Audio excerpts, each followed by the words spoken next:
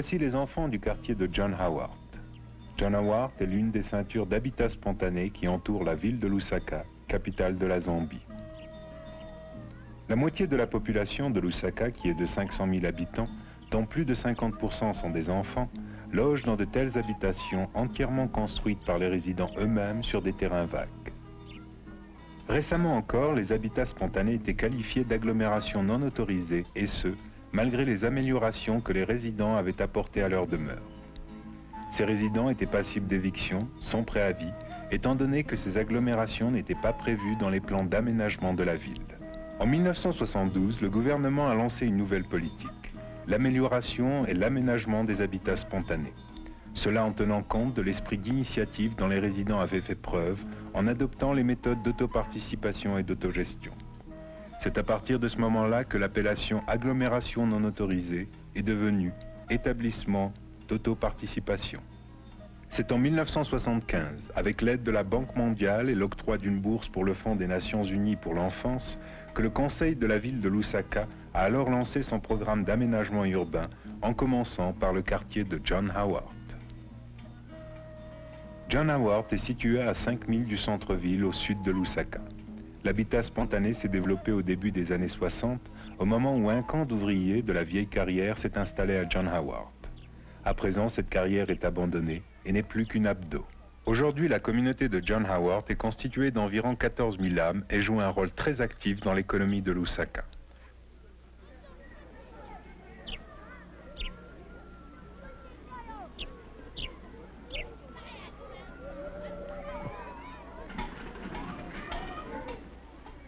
Plus de 90% des chefs de famille travaillent. Les uns sont commerçants, d'autres marchands dans le même quartier. Mais la plupart vont à la ville où ils remplissent des fonctions telles que chauffeurs, coursiers, main-d'œuvre, employés de bureaux ou de grands magasins.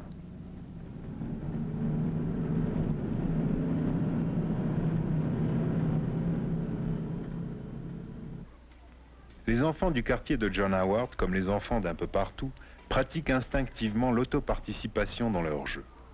Pour eux, il y a une quantité de choses à faire et à voir, et John Howard est leur chez-soi. Tout bien considéré, ce n'est pas là le pire des environnements qui les voit grandir, mais certes, il pourrait être mieux, surtout lorsque les pluies inondent le quartier et le transforment en un véritable marécage.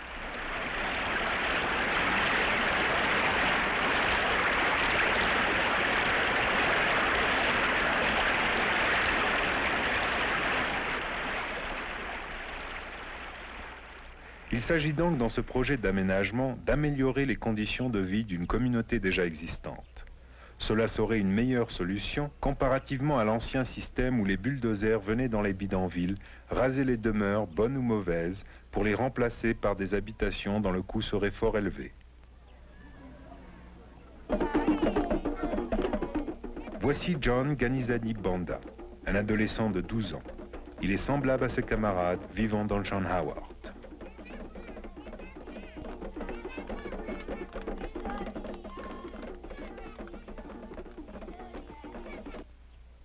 Ici, c'est sa mère.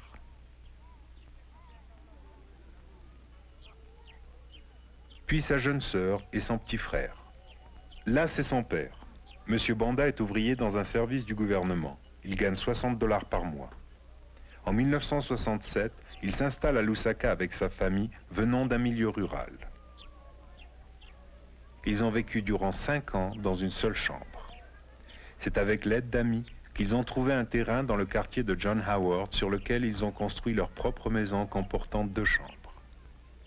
Ils y ont aussi épargné un espace qui est leur petit jardin potager. Ils s'approvisionnent en eau à un robinet public situé à quelques 300 mètres de là. Un dimanche matin, peu après la mise en marche du projet officiel d'aménagement, John fut réveillé par un bruit peu habituel. Comme tous les adolescents de John Howard, il porte un intérêt personnel à tous les aspects du projet. Après tout, puisque sa famille et ses voisins y participent, le projet devient véritablement le sien. Une voiture avec haut-parleur sillonne le quartier et invite la population à une assemblée communautaire annonçant le projet. Jeunes et vieux y sont conviés.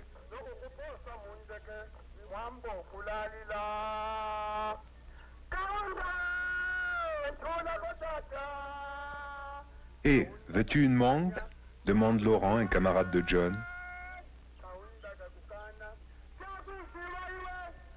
John laisse passer le véhicule.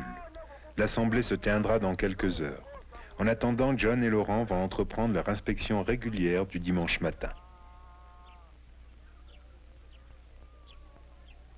Les populations des habitats spontanés, autant que ceux des quartiers avoisinants de Lusaka, ont droit à des routes décentes, un approvisionnement en eau et à l'éclairage des rues, ce qui constitue la première phase du projet d'aménagement. Cette partie des travaux est effectuée sur contrat.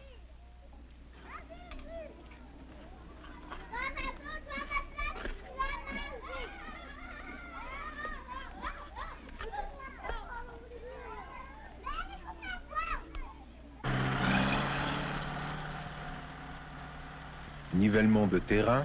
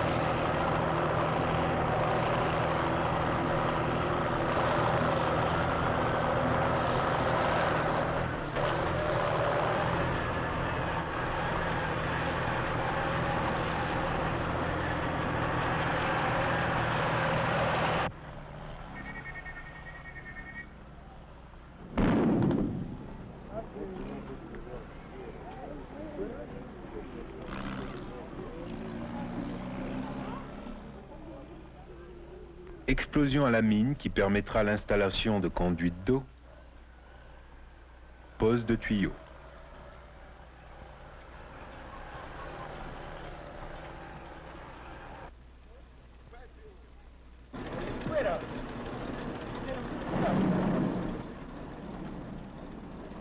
Une fois le projet terminé, la population disposera d'un robinet par unité de 25 familles. Un robinet alimente aujourd'hui plus d'une centaine de familles. Suivre l'évolution des travaux de construction, regarder les grosses machines, cela peut être amusant mais aussi dangereux. La mère de John et celle de Laurent les ont bien prévenus de rester à l'écart et surtout de bien faire attention aux petits qui risquent des accidents.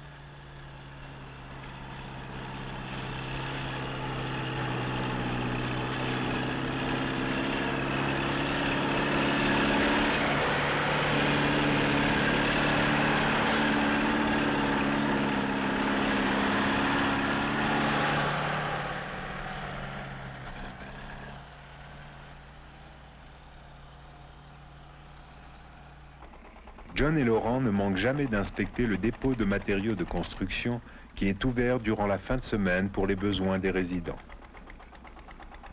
Certains habitants de John Howard doivent déménager car il est prévu de construire et d'installer de nouveaux réseaux d'adduction d'eau sur les terrains qu'ils occupent.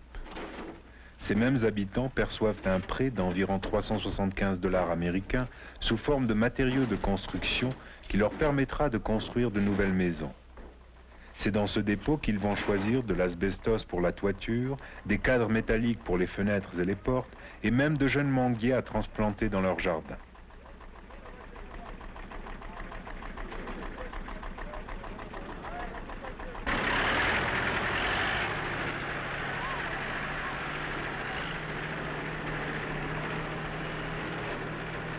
Les véhicules du dépôt livrent ces matériaux directement aux intéressés.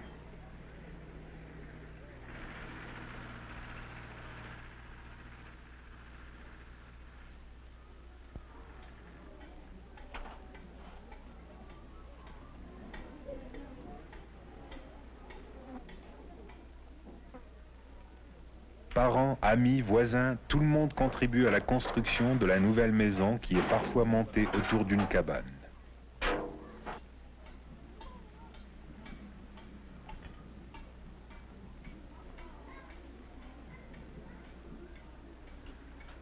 Habituellement, les gens construisent d'abord une cabane temporaire avec les matériaux de toiture. Cette cabane est détruite une fois que les murs de la nouvelle maison sont achevés et le toit installé.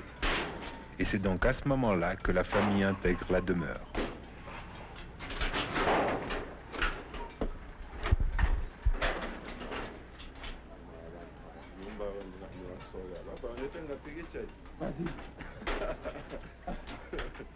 Il y a une école primaire qui dessert les quartiers de John Howard et de Shawama.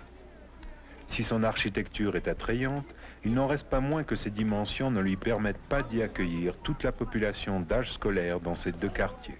Afin de se rendre à la seule école pouvant l'accueillir, John Banda fait chaque jour 14 000 à pied. Il est prévu cependant de construire 3 nouvelles écoles dans le périmètre de John Howard, Shawama. Bientôt, un nouveau centre médical remplacera ce vieux dispensaire. Bien que délabré et surchargé, il reste encore le seul dispensaire disponible à plusieurs milles à la ronde.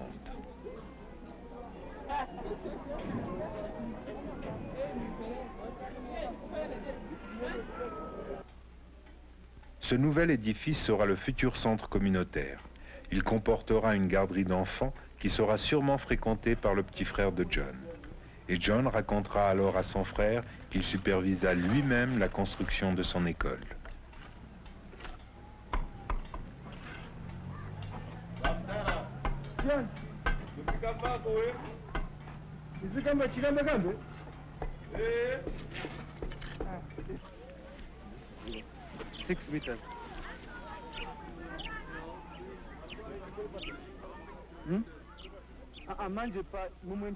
Le secret d'un bon projet, c'est de tenir la population informée. Que font ces arpenteurs? C'est ce que se demandent les jeunes garçons et parfois même leurs parents. D'autres habitants de John Howard doivent-ils aussi déménager? La Grande Assemblée a pour but de mettre les habitants de John Howard au courant des faits. Après le repas, John et son père s'y dirigent. Presque toute la population est présente et, comme toute autre occasion, la réunion est un véritable événement dans John Howard.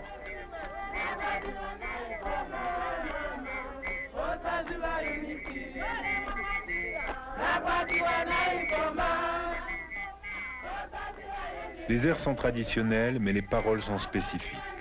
Ne sont admis ni les monteurs, ni les paresseux. C'est le refrain d'une chanson.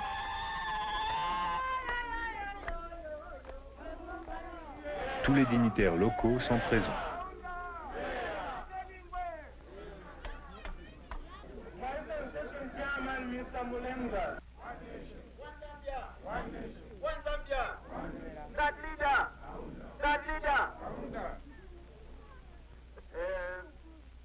Les orateurs félicitent d'abord la population pour sa coopération et la rassurent quant à la présence des arpenteurs.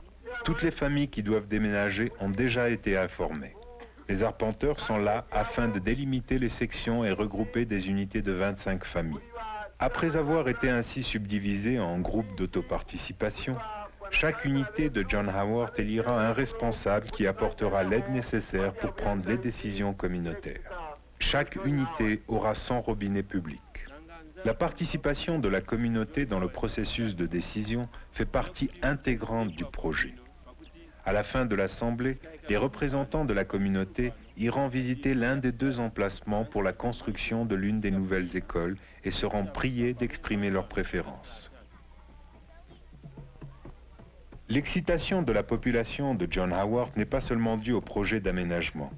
Le quartier a toujours été animé.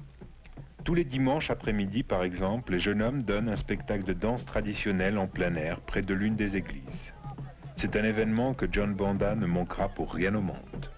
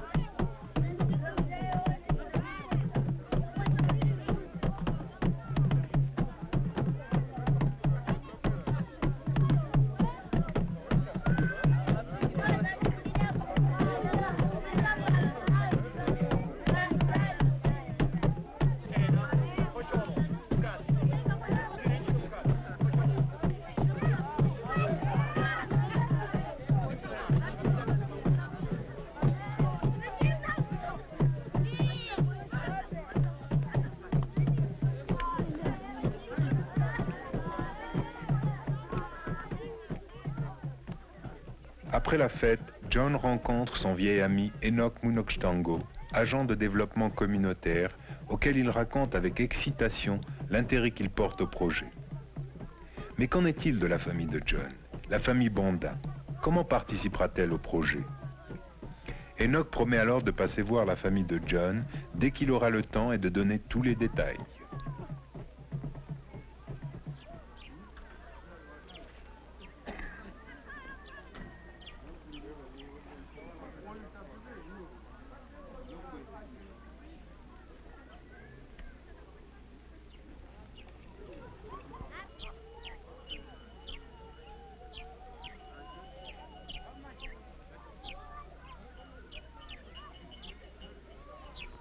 Quelques jours plus tard, pendant que John et sa famille déjeunent dehors, Enoch vient leur rendre visite, accompagné de mademoiselle Angela Kachikia, une jeune assistante communautaire.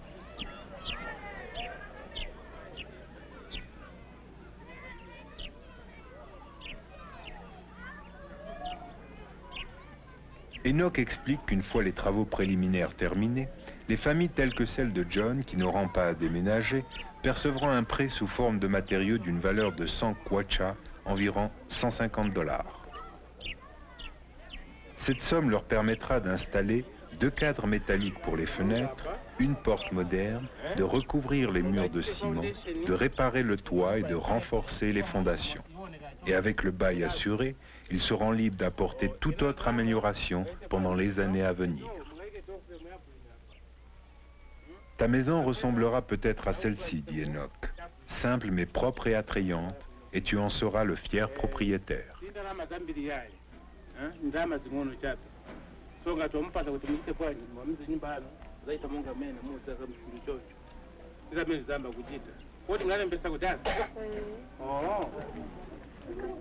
Dans la plupart des pays en développement, des enfants comme John Banda et ses amis grandissent dans des communautés comme John Howard. Qu'on les appelle bidonville, taudis ou comme à Lusaka aujourd'hui, communauté d'autoparticipation, elles constituent la réponse de la population pauvre aux problèmes de logement liés à l'explosion démographique. Face aux problèmes environnementaux et sociaux que posent ces établissements, le gouvernement zambien a choisi la solution de l'aménagement. Un permis donnera le droit à la famille Banda de demeurer dans sa maison pendant les 30 prochaines années. Elle aura à payer une charge minime pour l'installation du nouveau robinet communautaire. Le remboursement du prêt ne fera que 70 ngwe, environ 1,05 $ par mois. Des familles telles que les Banda n'auraient certainement pas pu payer des habitations à loyer modéré, même si elles avaient été disponibles, à moins qu'elles ne soient fortement subventionnées par l'État. C'est pourquoi la solution offerte est à l'avantage de tous. Chacun en particulier bénéficiera du plan d'amélioration et d'aménagement, mais les enfants en tout premier lieu. C'est ce qui justifie la part active que prend le FIS dans la réalisation du projet. Le FIS, entre autres, apporte son assistance à la formation du personnel chargé du développement communautaire et fournit le matériel nécessaire au centre préscolaire. La moitié au moins de la population de John Howard est composée d'enfants de moins de 15 ans. L'énergie, la hardiesse, la curiosité et la vitalité de ces enfants traduisent l'esprit qui a animé leurs parents lors de la construction des établissements. Ces enfants constituent de riches promesses d'avenir, si la qualité de leur environnement est améliorée et s'ils ont accès à des écoles acceptables ainsi qu'aux soins médicaux, ces promesses ne seront pas condamnées à être vaines.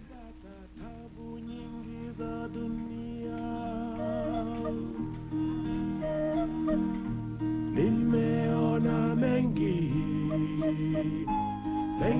ya muhimu ya kusisimua. Karibu rafiki, songa karibu, songa karibu, tuteremshe tabu za dunia.